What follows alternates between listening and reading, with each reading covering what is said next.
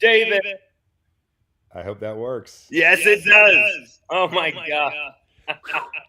Man, Okay. I'm so sorry, sir. That was my fault. no worries, man. I'm just glad we got it working. David, this is awesome. David, I just, That's oh my gosh, that's so much better.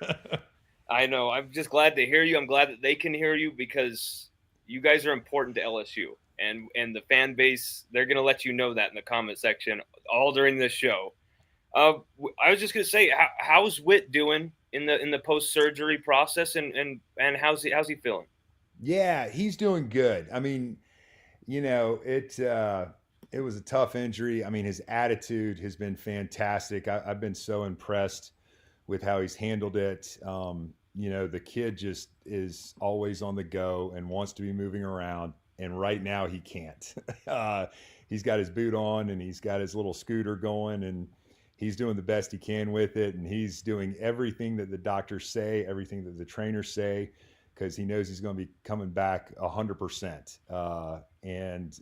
He's sitting on the couch a lot right now, which is very hard for him. Oh God, and I mean, you just get that vibe from how he plays the game, how he's just flying around, and that's the same way that West has played. That's the same Right. way that I've seen Zach have that same vibe. Uh, it's very strange, and people always forget about the mental part of it, Right. and that's going to be something that Whit is probably just newly accustomed to because I've never seen a big injury in his past. This is his first big injury, really, right? It actually is, and he and I have talked about that. And we were talking over the week, and he said, "Dad, this is the first time because he's not going to go through spring just for precautionary measures." And he said, "This is the first time I've ever missed anything, practice or game, when my teammates are out there." And that's what he's bummed about because he wishes he could be out there even during spring practice. He wants to be out there, but he also understands that he's got Father Time on his side, and that's our biggest advocate right now is Father Time. So he'll be back 100% ready to go by that Clemson game. He's going to be back by June 100%. That's fantastic news. Did everybody just hear that? Whit will be back by June at 100%. You just heard it from David Weeks. That's fantastic. I mean, everybody right now is probably cracking open some champagne for that news. I mean, but to be expected. We all expected him to really go into the rehab process just like how he goes through anything, just with full intensity. Whit, Right. as everybody has seen, Whit was injured in that first half versus Baylor, and for all the pain and the worries that both him, West, we saw how West was feeling about it. We saw we saw Aaron, we saw the whole family and how you guys were going through that moment. Um, but you all got to see something like beyond special that you may have not been able to see without this happening, where you saw the entire team come out, David, and show their respects to Whit and how much he means to the program and how much your family means. What did that mean to you personally, sir? It was so surreal. As soon as it happened, because where the parents were sitting, we were on the opposite end of the field, and Aaron and I were so excited because West is finally healthy. He's able to play the first half. Him and Whit are out there together, and his parents, that's what we had wanted to see for so long, and we're just loving every minute of it. And I kind of have a mental check that I go through after every play. I'm always looking to make sure all the players get up, Yes. because I want to see them back up. And I saw that there was a player down from my vantage point. It was hard to see, but I saw West, and then I'm looking at all the LSU players, and I didn't see 40 get up. And at that point, I knew, just father's intuition, that something was wrong. And at that point, it was tough. It was tough because you never want to see your kid hurt like that. And I actually walked up the stairs and was standing in the mezzanine level and trying not to cry. And I turn around and I see all the players go out there, and it meant the world because not only from a standpoint of um, what West and Whit, have been able to. It's because football is all about relationships, and I think that example of the team, it's all about the guys you play with. And if you listen to West and Whit talk or Zach talk, all they talk about is their teammates, Yeah. and they know that they grew up seeing me with my teammates too, and my teammates still are outside of my family the most important people to me, and my boys know who all the guys are that I played with. So I'm just so thankful that they bought into that concept, and you know, there's nothing better than a teammate, and I think you saw that the way everybody responded, and the way Whit, because he wants to be out there with them, and that's the thing that hurts him the most is that he couldn't be out there with his brothers. Well, you saw West was, Yeah, West was going through a moment there where he yeah, sees his brother, right, and he right. sees his brother. Yeah, it was. Yeah, y'all kind of saw our family at our lowest of the lows, but that's how we are. We just love each other so much, and we're there for each other, and we never want to see uh, one of our own get hurt because at the end of the day, Wes knows how hard Wits worked, and when Wes got hurt against Nichols, one of the things that just touched Aaron and I's heart because we're sitting up there in the parent section in Death Valley, and I have no idea how Whit knew where we were sitting. But Wes comes off the field, and they put him in the tent, and we see Whit run into the tent to go check on his older brother. And Whit comes out of the tent. He finds me and Aaron. We're sitting in section 405, and he gives us a thumbs up. And that's what, because we didn't know what was wrong with Wes. We were thinking, oh my gosh, ACL. And just to see Whit do the same thing when when Wes got hurt, I'm just so thankful that our families, that boys understand what being a family is all about, and then what being a teammate is all about. And David, it's not the lowest of the lows. This is the highest of the highs because this was, there's a lot of families that aren't close. There's a lot of families that are they completely disenchanted with each other, disillusioned with each other, years and years of no contact. You guys are as close as it can be, and you saw Wes physically feeling like, wow, my brother, he's down, but you literally see West go in and take over that second half. Right. Co-leads the team with 7 tackles. Right. How proud of you? How proud of West were you in that moment to see him, like, all the things that you guys have gone through, and he's able to compartmentalize.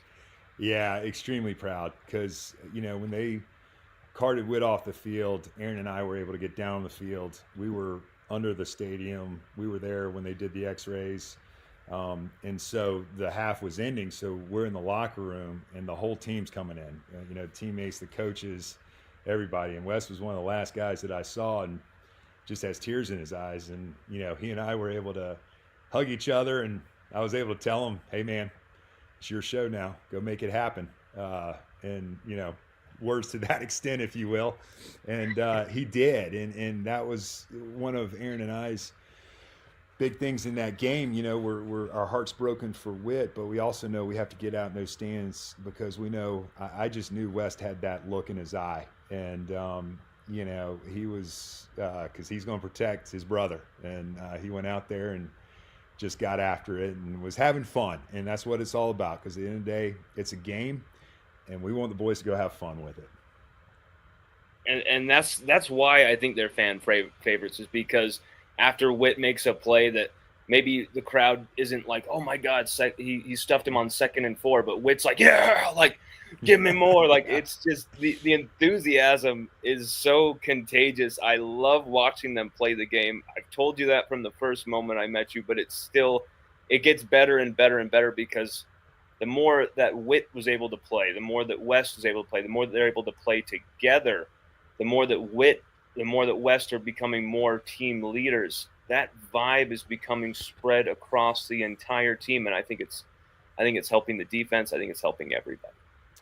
Yeah, and I think that's the neat thing for me to see is, you know, because we've been at LSU now for 3 years, and just to be able to see the metamorphosis of how the team, you know, when BK first got here to Yes. how it is now, and you know, it's not offense versus defense. It's not linebackers versus secondary. It's they're all for one. And I've been fortunate enough to be around a lot of the guys, and you know, they're just great kids, and they give everything they have for the purple and gold, and you know, they want to win for each other. I mean, you know, Whit and Nuss, obviously everybody's heard about what they did recruiting wise and everything, and they're so locked in. And then there's other guys, you know, West, and then you got some guys on offense, and you know, you got some other unsung guys who've also been there in the trenches, trying to make sure that, because they want to be playing, they want to be playing in the college football playoff next year, because once you get in that 12-team tournament, anything can happen. As we just found out with Ohio State becoming Right. the second team with 2 losses after 2007 LSU to do it all, and had quite a run to do that. Oregon, of course, Yeah. Notre Dame, Texas, Right. they went through the gauntlet there. But Right. you get in, you have a quarterback like Nussmeier, you have some guys on defense like Whit Weeks, like West Weeks. You know, some of the young defensive tackles that I just love. Devon Right. Keys, Harold Perkins has come Oh, yeah. back. This could be a really good defense. David Whit, we got to say it. He's become a rock star. He's become a starter, a major fan favorite, leading the SEC in solo stops. He was, I don't think, a Butkus Award nominee, but he should have been. Right. He absolutely should have been. But really, you saw a tremendous growth in his game with just, you know, having the opportunities, and he really took advantage of it. What has this season meant for his development, in your opinion? I think, you know, it was, Whit is a very goal oriented kid, and you know, he works his tail off. He knows that uh, he might not have the most God given ability, but he's going to make up for that with his attitude and his effort. And I'll never forget, we were together last Christmas time, and we were recapping last year and talking about this upcoming year of what his goals were and what he wanted to accomplish. And I'll never forget, we were sitting there and he said, "Dad, I want to be first team All SEC my sophomore year." And I said, "Well, buddy, all right, go do it. Go do it." And sure enough, if he wasn't first team All SEC. So, and then obviously he has goals for his junior year, for, you know, All American and Butkus. But outside of the individual awards, he wants to be able to go compete for a national championship, and because that's something that, you know, it means so much more than any individual award that you can get, because you get it with your teammates. Absolutely, and that's really what I mean. I know I'm biased, but I feel almost like every big time legendary Tiger, if they leave LSU without a championship, I feel really like, not that their career is incomplete or something, but I feel like almost like we let them down as a program. Like every one of these guys should be leaving this school with a championship. That's just my feeling. West Weeks, Whit Weeks, your son Zach, they've got to leave LSU with a championship. The Weeks family has to get a ring on that finger at LSU, just from the vibe that you guys have given us as a fan base. We desperately needed some type of intensity on this defense. And with plays like this, David, we have to talk about this play. Right. With plays like this, a complete game-changing play. This play settled the game against Arkansas. Right. We got to talk about this interception. I mean, it's like the landing on the moon. It's one of those "where were you when this happened" kind of moments, David. How did you seriously? How did you, as a father, enjoy that moment and kind of take that moment in? So again, unfortunately, where they sit the parents, Aaron and I were on the opposite end of where that play happened in Arkansas Stadium. And I remember I saw the interception, And then I wasn't sure if he caught the ball or not. But then I saw him get up and run. Now, I didn't see what the celebration was all about. We talked about that afterwards, which I thought it was amazing. And but anyway, I start getting people texting me in the stadium. And anytime you're sitting in a stadium, it doesn't matter if it's LSU or Arkansas or Georgia. You know, the cell service is pretty spotty inside of a football stadium. And so, anyway, I walk out to grab something to eat. My phone's just blowing up, and people are sending me pictures of the celebration. But before that happened, one of my buddies that I coach with back in Oconee, he texted me and he said his 4-year-old son was running around the house, shotgunning everything that was in the house. And I didn't know what he was talking about. I was like, dude, what in the world are you talking about? And then, you know, I get out and I see the video and I was like, okay, now I get it. So anyway, I love the celebration. Yes. It was just awesome. And, you know, again, personality, football's hard, man. You make a play like that, daggone it, go celebrate it. Absolutely. I mean, you work your ass into the bone for that Right. game, for this sport. And when's the last time Whit had a pick? It was in the spring game, his first ever spring game. Yeah, it was six. his first spring game. He had the pick six. Yeah. And it wasn't, you know, an official game. So how many times do you have that opportunity in the linebacker position to make that play, let alone you pull it off, Right. you know, have a good look at making the play? And Right. he creates the play. Right. With the Tyrann Mathieu swat in the air. I mean, the play wasn't there for him for it to be made. He creates it. It's just really, it's stunning, and it created a nickname for him that I wonder, David, where do you guys fall on the Honky Badger nickname for Whit? We love it. I mean, golly, there's a lot worse nicknames you could have out there. But so, you know, if you're winning, everybody has great nicknames for you. If you don't win, some of the nicknames they come up for you might not be the best. But anyway, we think it's great. I mean, obviously, you know, I can remember when Tyrann Mathieu was at LSU and we were watching those games. And I remember when the Honey Badger first came out and there was that little video on YouTube with the dude narrating the Honey Badger stuff. Go ahead. So obviously, to be even thought about in the same vein as a player like Tyrann Mathieu, I mean, it's just awesome. B-Rad G from the... Well, the play deserves it. His play all year deserves it. And we're just thrilled that this has happened, that he's been able to make that rise to a starter level. And now, you know, we got to start with the brother who paved the road, Right. West. Right. West, I mean, everyone needs to understand right now, it's quite possible that without West, I might not be talking to David, or I could be, but it's not in this context. Right. And we might not have West, Whit, or Zach, 3 top linebackers at LSU, if West had not made that decision to first transfer to LSU in early 2022. For me, David, I don't know how you feel, but West, I feel like he's got that intense aggression, but he's also more versatile than people think. Right. He had a strong start to the year before his injury against Nichols, but of course he will return for that 2025 season and finished off the season in a really good light, co-leader, 7 tackles in that game against Baylor. Do you think about where things could be had West not made that decision? Oh yeah, definitely. I mean, there's you know, certain moments in your life when a decision is made, how it impacts your life. You know, quick story: when I finished playing college ball, I had never traveled anywhere, and I was going to just go out west, just drive my truck and figure out a place to work on a dude ranch or something. But anyway, a buddy of mine, the '96 Olympics were happening in Atlanta. And a friend of mine was working at the Olympics in Athens and said, "Hey, what are you doing this summer? Why don't you come work with us?" And I said, "Sure." And that's how Aaron and I met.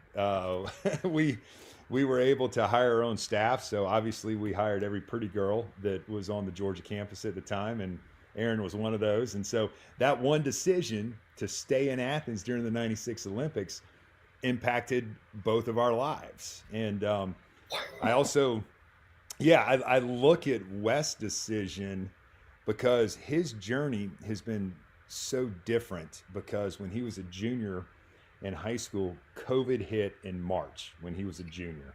And he was getting a lot of interest from some schools, but everything went dead.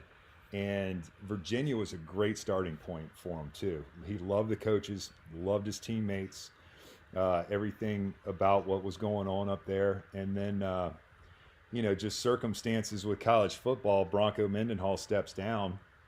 And because I was always adamant about, look, when you make a decision, you have to make the decision based off the school and your teammates, not the coaches, because coaches come and go, and you need to stick it out.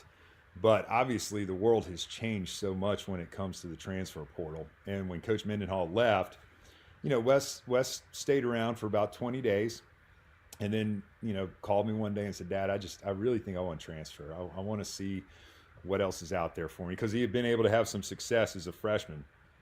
And so when he got in the portal, LSU wasn't on our radar at all. And I told him, I said, "Buddy, hopefully people are going to call because you never know. And you better make sure you have a good relationship with Coach Elliott at Virginia because you might need to go back there if nobody calls you." And sure enough, he jumps in the portal. His phone blows up. My phone blows up. And, the first person to call was Lincoln Riley at USC. The second person to call was Coach Polian coming down from Notre Dame with Coach Kelly. And then, Shane Beamer, just everybody. And so he jumped in the portal on a Monday. He, Whit, and I were on a flight to Los Angeles on Wednesday to go on an official visit with Lincoln Riley at USC. And then he was scheduled for his LSU visit the following Wednesday because he wanted to pick a school quick so he could enroll and be involved in spring practice. And he and Aaron had to go back to Virginia on that weekend to get his stuff. And he's driving back, and he said, "Dad, you know what? I think I'm going to skip the LSU visit. I'm just going to go to South Carolina." Because he said, I want to play SEC ball and it's a little bit closer to home. And I said, "Well, okay, buddy, but if you're going to do that, you need to call Coach Polian and tell him why you're doing it." And 5 minutes later, Coach Polian's calling me. He goes, "David, Wes just told me he's not coming to us." He goes, "Look, do I have your permission to stay on him?" I said, "Coach, yeah, of course, stay after him." And he goes, "You got to tell him to come." And I said, "Coach, I'm not going to tell him what to do. That's up to you. I'm going to be guardrails and I'll listen to it." And so sure enough, I called him back and I said, "Buddy, you missed all of your recruiting for 18 months. You've got 10 days and you're going to get wined and dined by 3 of the best schools in the country." I said, "I think you really owe it to yourself just to go check it out." I said, "But I'm not telling you to do it. If you don't want to do it, it's no big deal. Go check out South Carolina, and then your 2 choices are Southern California or South Carolina." And he called me back 15 minutes later and he said, "Dad, I think I'm going to LSU. I want to go check it out." And so then he and I are on a plane to Baton Rouge on that Wednesday. And then the rest is history. I mean, what was so cool is, he got partnered up with, him and Mackay were on the same visit, Mackay Wingo. Yes. And love Mackay. Got to meet them and Mackay's mom, and they're just a great family. Tanika. We love Tanika. Miss Tanika so much. I know you could be watching this. We love you. Yeah, well, she knows. Yeah, we love you, Tanika. We miss you. And Jack Betch hosted West too on the official. And so wow. I knew when we woke up the next morning, I could tell LSU made a big impression. We go to South Carolina for that visit.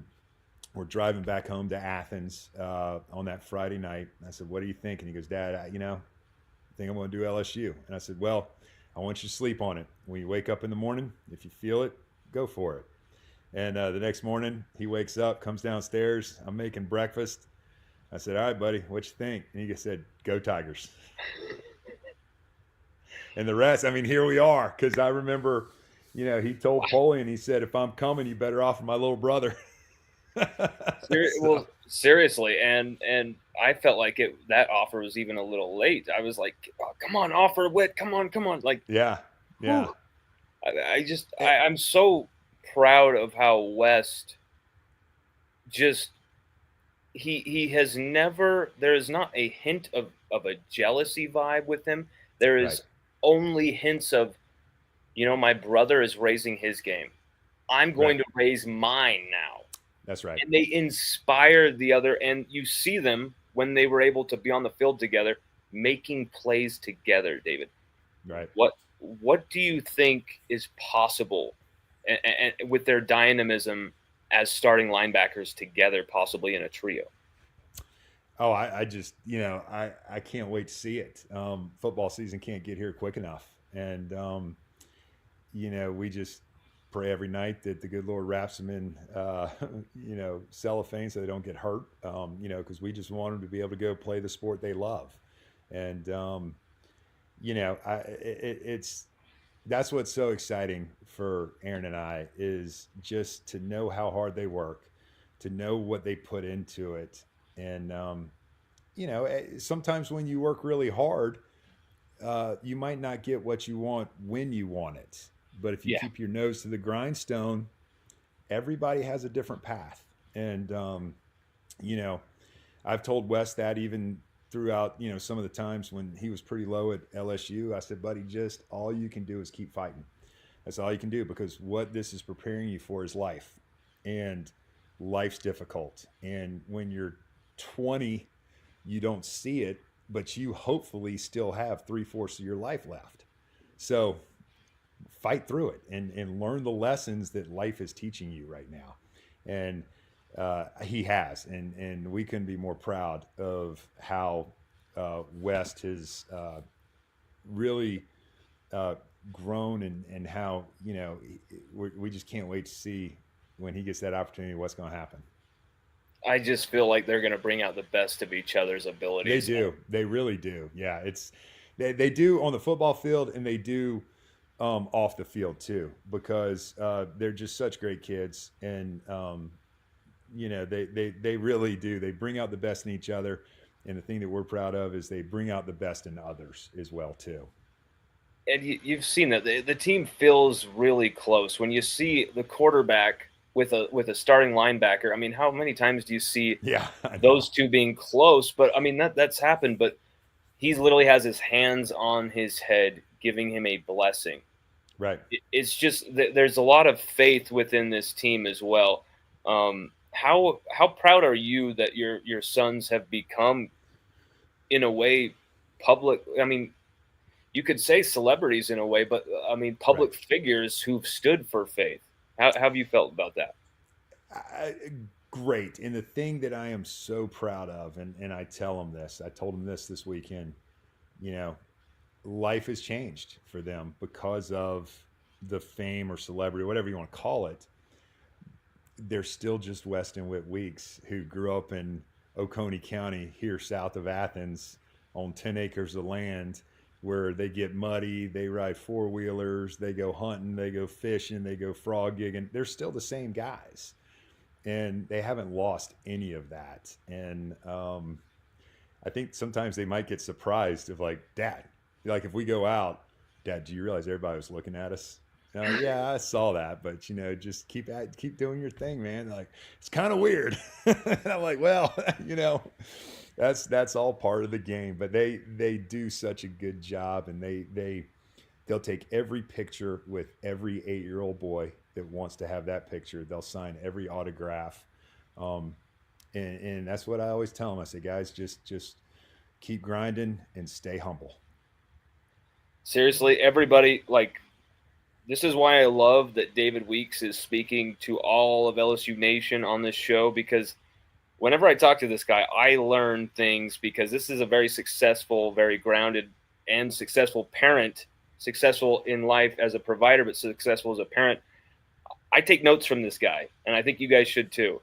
Um, you David, last few questions. Your youngest boy, Zach. Yeah.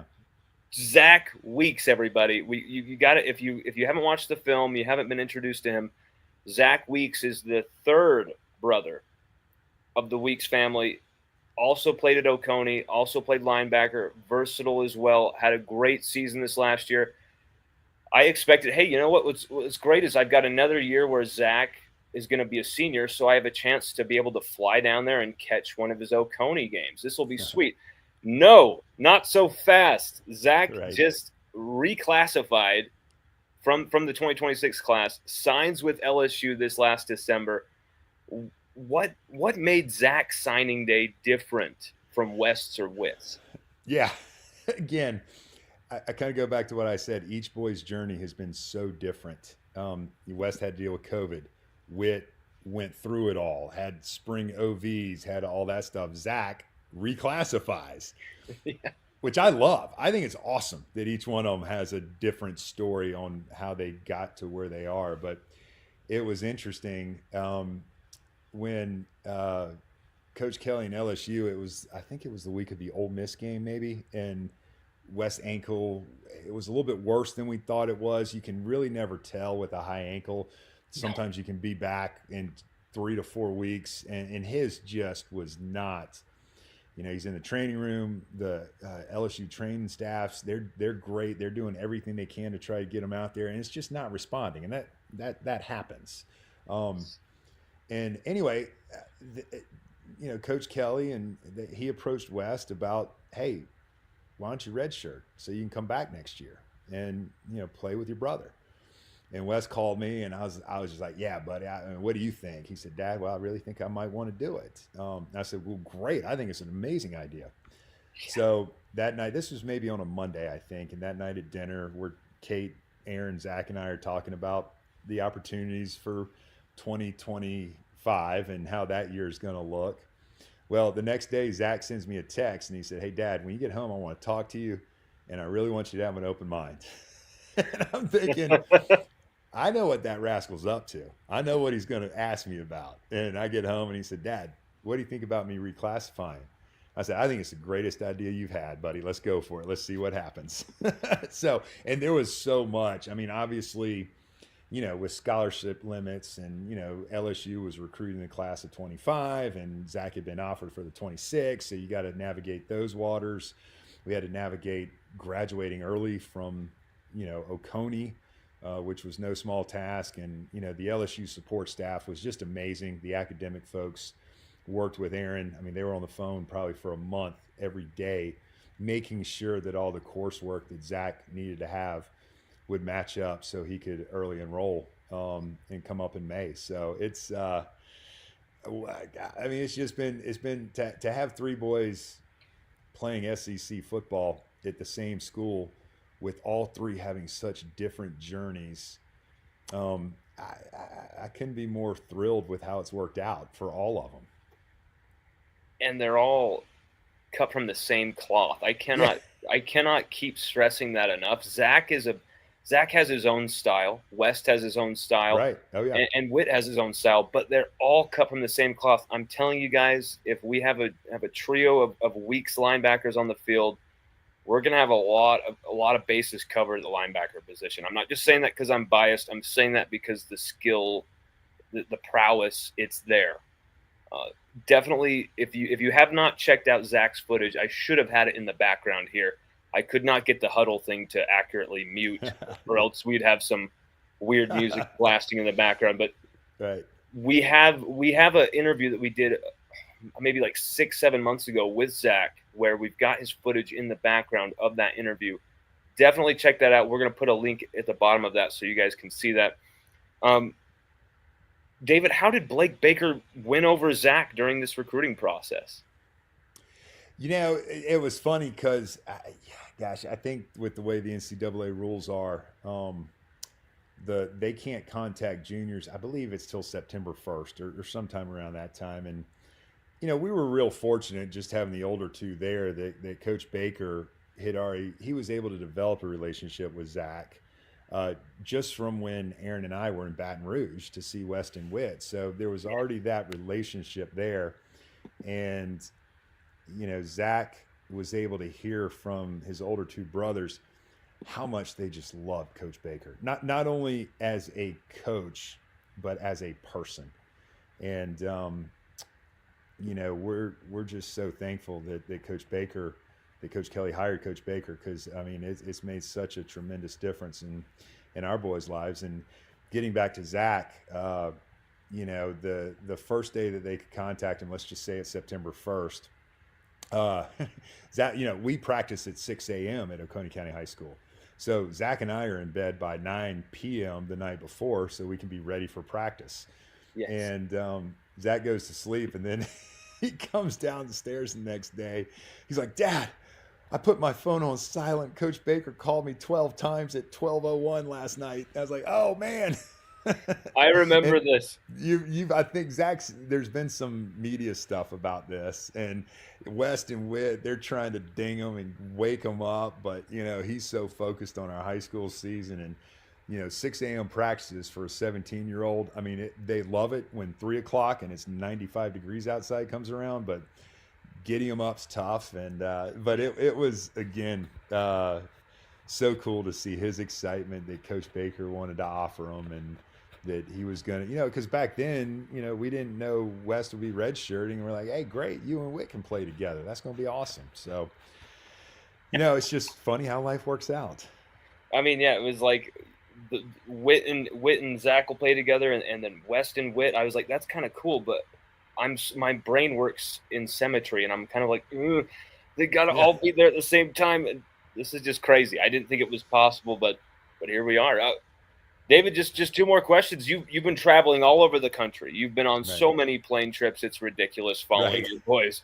What trip this year for you and Aaron was the most rewarding, the most fun, and also which trip was the most exhausting? Oh my gosh, that's a great question. I would say, the Arkansas game was probably our most fun trip, because a lot of times the Arkansas game, Oconee County was off on Friday night. So a lot of times Aaron and I cannot, when we played South Carolina, Oconee County played in Stevens County, which is northeast Georgia, which is about 3 hours from Columbia. So after the game, Zach rides the bus home. Kate and one of her little friends jump in the car with Aaron and I, drive straight to Columbia, get in at 2 a.m. The game kicks off at noon. You're exhausted. You're just exhausted. So as much fun as a game like South Carolina is, you really can't enjoy it as much. And so the Arkansas game was just really neat for Aaron and I because it was just the two of us. We flew out to Arkansas because of the kickoff. We didn't come in on Friday because we wanted to have a little bit of a break since Oconee wasn't playing. We get there on Saturday early, find a great little barbecue place. We're watching Auburn, Missouri play at this barbecue joint. And then we met up with some Tiger friends that were having tailgates right next to the stadium. So we were really able to soak in all the atmosphere of an away SEC game. And then all of the parents who we've grown to love, all of them were at that game, and we're all sitting together. And it was such a great game because Arkansas had just beaten Tennessee prior, and there was a lot riding on that game. So it was just such a fun game. It was like a little mini adult trip there with Aaron and I being able to go out there and enjoy. So that was a ton of fun. And then I would say the most exhausting one, anytime we have to travel when Oconee plays on Friday nights to get somewhere, it's tough. So Texas A&M was really hard because, fortunately the game kicked off at night, but getting to Texas A&M is about near impossible. I mean, we had to fly into Houston, rent a car, drive 2 hours to College Station. And then that game didn't wind up the way we wanted it to be. We got to tuck our tails and drive back to Houston to fly out at 7 a.m. the next morning so I can be back for coaches' meetings at 2 p.m. to get ready for the next game. So that one was pretty exhausting. Now, if we had won that game, it might have been a little bit better, but we're like, man, we came all this way out here and got our tails kicked. For anyone interested, David's insane schedule this fall was the reason why we postponed this interview a few times. Literally, I felt almost like I felt like a grave robber or something asking more time from this guy.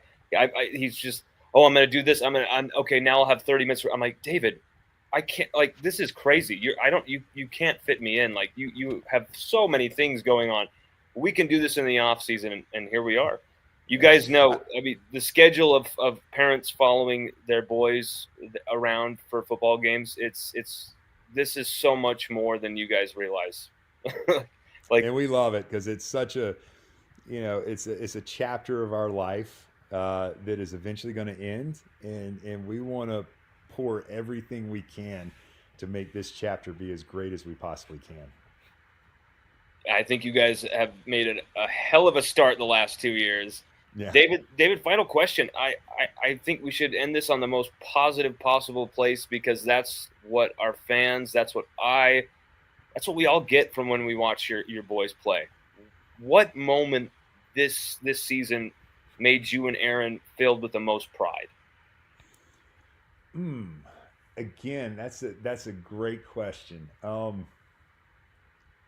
There's just been, I mean, as crazy as it sounds, when they both got hurt, seeing how they responded to each other, and the story that I told about Whit going into the tent and knowing that mom and dad were out of their minds because West was hurt, and he found us and gave us a thumbs up. And then, Whit going down and seeing West going out there. I mean, it's all about perspective in life, and stuff happens, and you've got to always, keep a positive outlook on it. And so those were times when it was really rough for us. But then conversely, when it was great, I mean, I remember that Nichols game, West and Whit were playing together a ton and having a great game.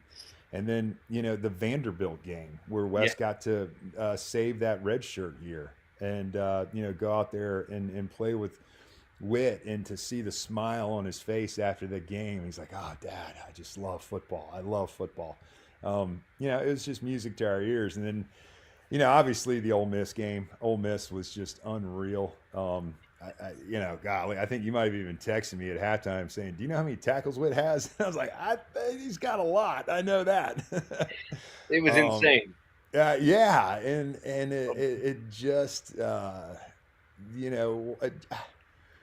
it's hard to pinpoint one memory because they're all so great, and just to see our boys go out there and be able to play a game with passion and enthusiasm, and just the love of the game, a love of their teammates, a love of their coaching staff, a love of the training staff. I mean, LSU's just been so good to us all around. I mean, even with Whit's injury, the team docs are amazing. I mean, they don't have to be texting me to see how Whit's doing, but they still do. And it's just such a great family, and it's our second home. We love it. Are you guys hearing this? Like, is this music to your ears? This is a man from Georgia. He's not from Louisiana. Yeah. This is a Georgia alum saying this about LSU. David, we absolutely love you. We love your family. Seriously, cannot wait to meet up with you. Sir, all the best to your family, and we'll be talking soon. Thank you so much for the time, sir. Thanks, brother. I enjoyed it. I'm glad we got this audio good, man. This has been perfect. You might just have to go do some editing before you get this out. But this was awesome, man. I loved our time together, and thanks for all you do. David, you're the best, sir. Tell everybody I say what's up. Thank you so much. Appreciate it. Go Tigers. Yes, go Tigers. Go Tigers. David Weeks, everybody. I cannot thank him enough. I love that guy. What can I say? And he also brought up a name earlier that I wanted to say love for. He said Jack Besh hosted West on his visit to LSU before, which made him ultimately transfer. Huge love to the Besh family. You saw the Besh family on College game day before the national championship game with that story by Marty Smith about Tiger Besh, Martin Tiger Besh Jr. and his death. And you just saw a wonderfully done segment about the Besh family. I wanted to give my love and shout outs to the Besh family if they're watching this. Absolutely love you guys.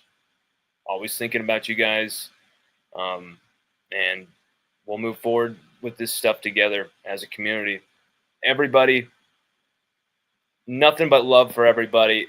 You saw it tonight. David Weeks. This is why patriarch of that family. This is why I take notes as a parent,